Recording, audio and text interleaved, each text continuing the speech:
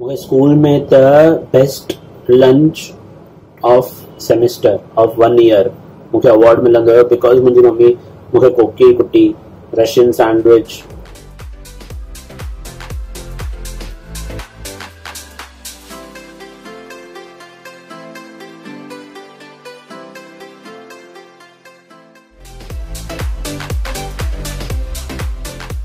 Guys, welcome back to Sindhi Film Festival. This video मां पंहिंजे भेण खां टेक ओवर कयो आहे and this video will be about Sindhi cuisine. Get ready to prepare कोकी कुटी and fortunately मूंखे उहा ठाहिण ईंदी आहे. I'm sure तव्हांखे बि ईंदी हूंदी. अगरि तव्हांखे नथी अचे त this is your opportunity to learn. त असां हाणे कोकी कुटी था ठाहियूं. हा मूंखे इहो चवणो हुयो कोकी कुटी असां ठाहियूं था ओके पर चैनल खे तव्हां सब्सक्राइब कयो आहे की न कयो आहे. अगरि सब्सक्राइब न कयो अथव त जेको ॻाढ़ो बटन थो अचेव सब्सक्राइब लिखियल जोर सां मुकाइणो ऐं सब्सक्राइब थी वेंदो तव्हां. हुन खां पोइ पासे में घंटी ईंदव हुन घंटीअ खे बि जोर सां मुकाइणो. घंटी सां तव्हांखे छा थींदो तव्हांजे हिन नोटिफिकेशन ॿाहिरि थी ईंदे यू हैव सब्सक्राइब ऐं सिंधी फिल्म फेस्टिवल ते नई वीडियो आई अथव त प्लीज़ ॾिसो. ऐं जीअं तव्हां ॾिसी पूरी कंदव तव्हांखे शेयर बि करणी शेयर करणु त कंपलसरी आहे. व्हाट्सएप ते केॾा शेयर्स था हलनि त असां शेयर था कयूं सिंधी फिल्म फेस्टिवल जी इहा कोकी कुटी वारी वीडियो बि enjoy. So first of all कंहिं बि अटे वांगुरु असांखे हिन लाइ बि हिकिड़ो अटो ॻोहिणो पवंदो. त पहिरियों मां छा कयो भई हिकिड़ो बाट खई हुन में हिकिड़ो बोल अटे जो खयो एंड हुन में कुझु बि तव्हांखे ऐड न करिणो आहे. न सॉल्ट न रेड पाउडर. मूंखे रेड चिली पाउडर जाम वणंदो आहे अटे में विझणु बट मां हुनजे बिना ॻोयो. ऐं हुन में तव्हांखे सचो घी विझणो आहे. पाणी सफ़ा तुर अमाउंट में विझणो आहे ऐं थोरो हार्ड ॻोहिणो आहे. एॾो सॉफ्ट न थी वञे भई तव्हां चपाती था वेलो उहो सफ़ा न. त उहो मां विधो सचो घी हुयो मुंहिंजे घर में त मां उहो विधो. हुन खां पोइ मां थोरो सफ़ा पाणी विधो हुनखे चङी तरह ॻोयो ऐं हिकदमि सुठो तरीक़े सां बीठो. थोरो मूंखे मम्मीअ बि हेल्प कई ऑफकोर्स एंड अटो ॻोहिण खां पोइ जेसि ताईं मुठ लॻे मां हुनखे घटि में घटि मुंहिंजे हिसाब सां 5, 10, 15 मिंट ताईं रखी छॾियो हुयो बिना टच करे ऐं ओपन रखियो हुयो हुनखे बंदि बि न कयो. मां हुनखे वापसि थोरो ईअं ॻोयो ट्राए कयो हुन चकले ते मां हुनखे रखियोमांसि ऐं ॻोयोमांसि एंड थोरो हथु जीअं में तव्हां पाउडर खणंदा आहियो अटो खणंदा आहियो अटो खणंदा आहियो अटो तव्हांखे खणणो आहे. हुन खां पोइ तव्हांखे मां हिकिड़ी चाणी ठाही हुई सुठे नमूने सां जीअं आराम सां हुन मां ॿजणा खाई सघनि. ॿजणा खाइण लाइ बि तव्हां हिकिड़ो कटोरो अगरि अटो खणो था त काफ़ी अथव. त उनखे मां हुन चाणीअ खे सॼो हिकु महिल ई वेलियो हुयो. पहिरियों थोरो ईअं इंडिया जी मैप टाइप ठही वियो हुयो. मूंखे बराबरि सां वेलण न ईंदो आहे त मम्मीअ चई न मां तोखे हेल्प थी कयां त थोरो मम्मी हेल्प कई त काइंड ऑफ राउंड थियो पर ठीकु आहे सुठे नमूने सां थी वियो. ऐं हुनखे मां तए ते पहिरियों फर्स्ट ऑफ ऑल तव्हांखे सचो घी हणणो आहे. अगरि सचो घी न हुजे त नॉर्मल ऑइल बि हले काई ॻाल्हि कान्हे. त तए खे मां ऑइलिंग करे हुनखे मां 2 to 3 मिनट्स लो फ्लेम ते हुनखे मां हीटअप कयो सॼे ऑइल खे सॼे तए ते. त हुन खां पोइ मां पंहिंजो जेको मां ॻोयो हुयो हिकु चाणीअ जो अटो उहो मां विधो.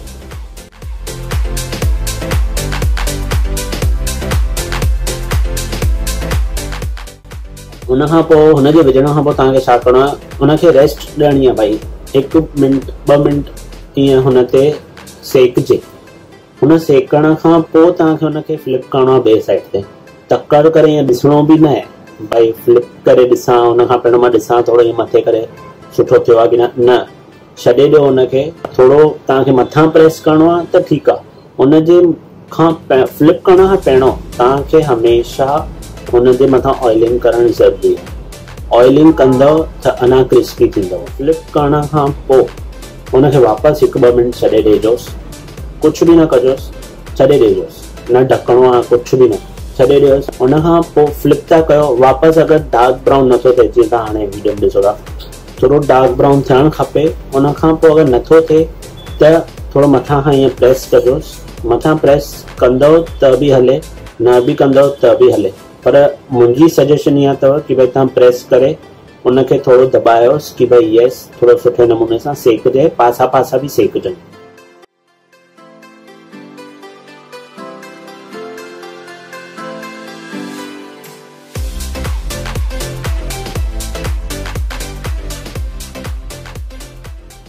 पासा पासा सेकजंदा त छा थींदो, अगेन क्रिस्पीनेस वधंदी। जंहिंमहिल तव्हां पूनो चइबो आहे न आई गेस, खुरपी हा खुरपी था खणो, उन जो वर्टिकल साइड सां तव्हांखे अटे जे मथां ईअं टक टक टक टक टक टक टक टक टक टक टक टक करणो आहे, छोकी हुन सां थोरी जेकी एयर आहे, स्टीम आहे, बाक़ी जे अटे में बि स्प्रेड थिए अंदर ई अंदर, ऐं सुठे नमूने सां उहो सेकजे। हुन खां पोइ अगरि ॿई साइड तव्हांजे हिसाब सां, हाणे जीअं कि हिते डार्क ब्राउन थी वियो आहे, तव्हां ॾिसो था ॿई साइड सुठे नमूने सां सेकजी विया आहिनि।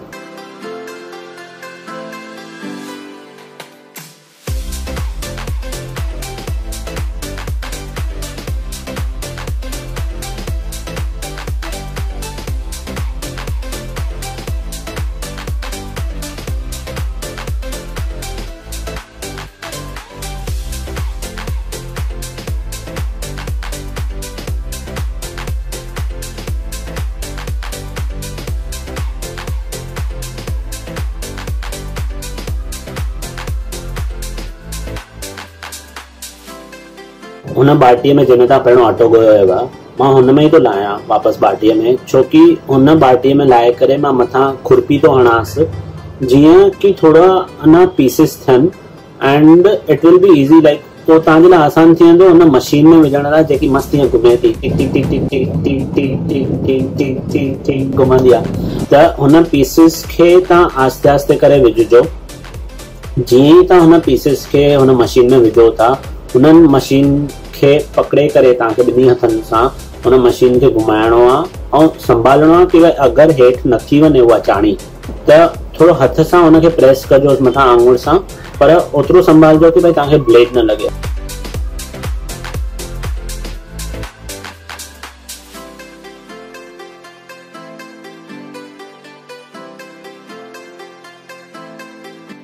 वो चूरो ठहे थो हा हा हा। उन खां पोइ असां खंडु विझंदासीं, उन खां पोइ असां गरम तेल विझंदासीं। वाह, उहो सोचे करे ई मूंखे मुंहं में पाणी थो अचे। हुन कोकी कुटी जो जेको इहो प्रोसीजर आहे, कंटिन्यू तव्हांखे हुन मशीन में रोल करणो आहे। हुन कोकी कुटी या चूरो थो थिए, आराम सां हलाइजो, काई तकड़ कान्हे। तव्हांखे सॼो ॾींहुं इहा कोकी कुटी ठाहिण लाइ ऐं खाइण लाइ, सो रिलैक्स योर सेल्फ। उन खां पोइ जल्द सां जल्द तव्हां हुन कोकी कुटी खे ॿिए हिकिड़े बासण में पेटजोसि न, सफ़ा बि न।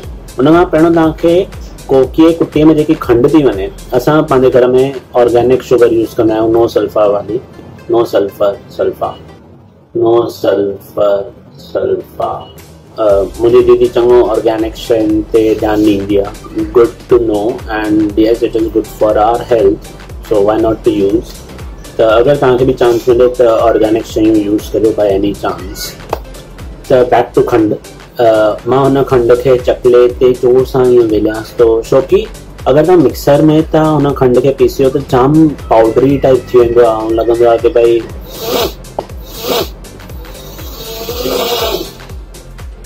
गांजो टाइप फीलिंग ईंदी आहे। सो हे सभु करणु गुनाह आहे।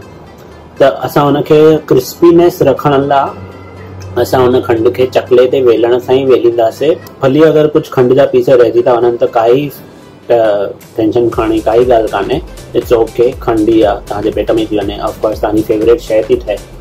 उन खां पोइ हा, जंहिंमें तव्हां खंड चकले ते वेलियो था तेसि ताईं गैस खाली आहे, त गैस ते तव्हां नंढे हिकिड़े पतीले में, न पतीलो नथा चई सघूं, हा नंढे तए ते, नंढे फ्राइंग पैन ते, इफ यू वांट, मां फ्राइंग पैन ते around I think so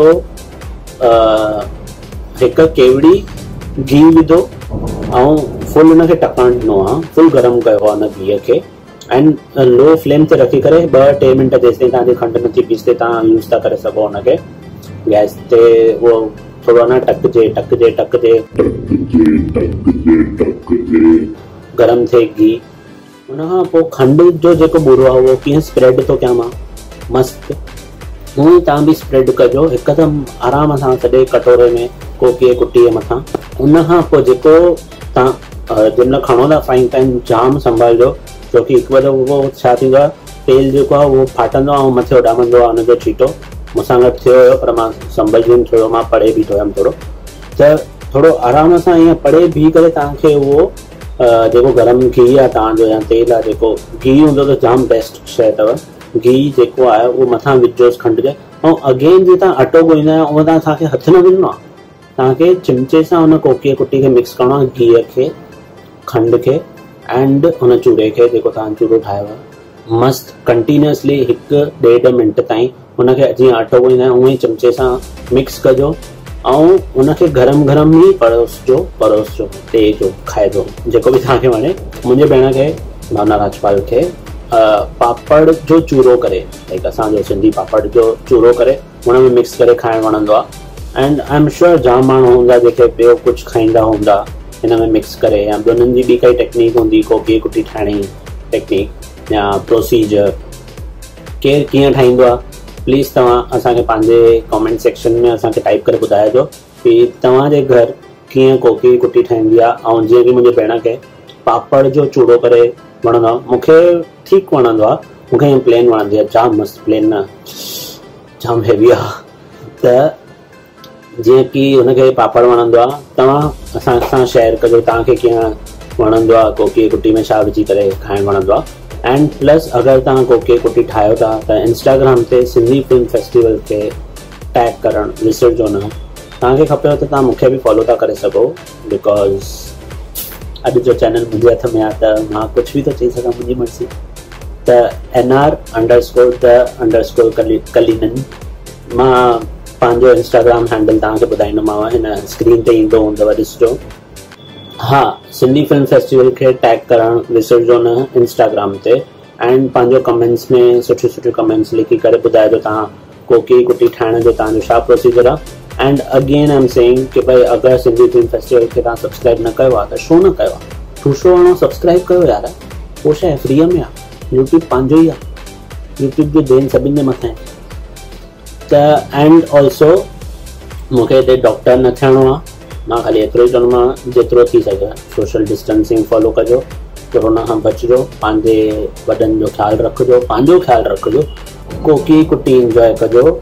and once again कोकी कुटी यार मुंहिंजे नंढे हूंदे ॾींहं थी यादि अचनि मूंखे, बाप रे, मूंखे स्कूल में त best lunch of semester of 1 year मूंखे अवॉर्ड मिलंदो हुयो, बिकॉज़ मुंहिंजी मम्मी मूंखे कोकी कुटी, रशियन सैंडविच, पटाटा मसालनि वारा, पूरी पापड़, हे सभु ॾींदी हुई। बट फर्स्ट प्रेफरेंस मुंहिंजे फ्रेंड्स जे लिस्ट में हूंदी हुई कोकी कुटी and Russian sandwich, the were the best. And मुंहिंजे स्कूल जे टाइम त लाइक वाओ, सभु ॼणा नवीन कबीले खे नवीन आज के टिफिन मिलाए ईअं चवंदा हुआ।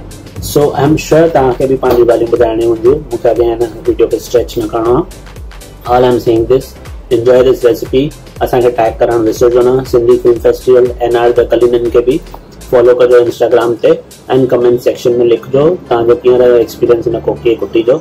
And hopefully I will see U again जीअं चांस मिलियो। टेक केयर, बाय बाय, खोड़ प्यार।